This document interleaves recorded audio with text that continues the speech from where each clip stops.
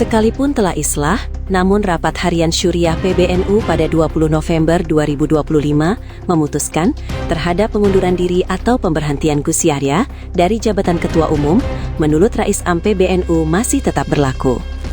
Pertanyaannya, jika penetapan PJ Ketum Zulfa Mustafa ditambah Saifullah Yusuf yang semula menjabat Sekretaris Jenderal digantikan oleh Amin Said Husni dan Gus Ipul bergeser menjadi Ketua PBNU dianggap masih berlaku, maka pasca islah di Lirboyo bagaimana posisi-posisi ini? Apakah secara otomatis kembali seperti semula karena dianggap batal atau bagaimana? Ternyata, Rais Am Pengurus Besar Nahdlatul Ulama berencana menggelar rapat pleno PBNU dalam waktu dekat.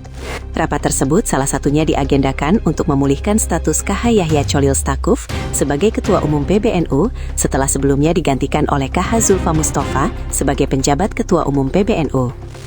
Dengan kata lain, Rais Am meyakini keputusan rapat harian Syuriah dan pleno penetapan PJ Ketum adalah sah dan sesuai dengan mekanisme organisasi. Buktinya, beliau akan melakukan pleno memulihkan status Gus Yahya. Kenapa bisa demikian?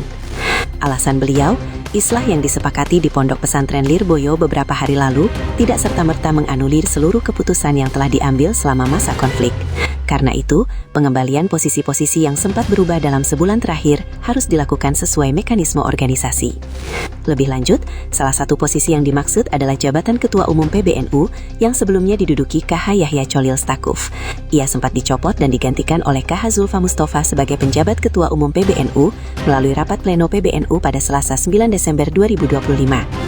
Kesimpulan beliau, dengan demikian, pemulihan status Yahya Cholil Stakuf yang akrab disapa Gus Yahya juga harus ditempuh melalui rapat pleno PBNU.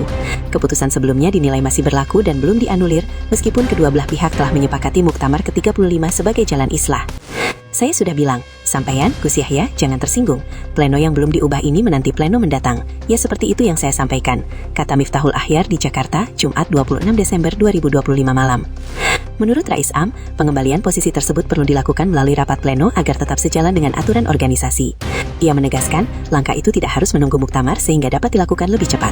Kalau semua itu dibawa ke muktamar, selama, ujarnya. Sepertinya Gus Yahya memang sudah dipecat secara sah menurut pandangan Rais Am. Apakah ini indikasi bahwa Rais Am memiliki tafsir sendiri tentang islah di Lirboyo? Apakah memang demikian adanya? Islah tidak serta-merta menganulir keputusan-keputusan dalam masa konflik. Bagaimana menurut Anda?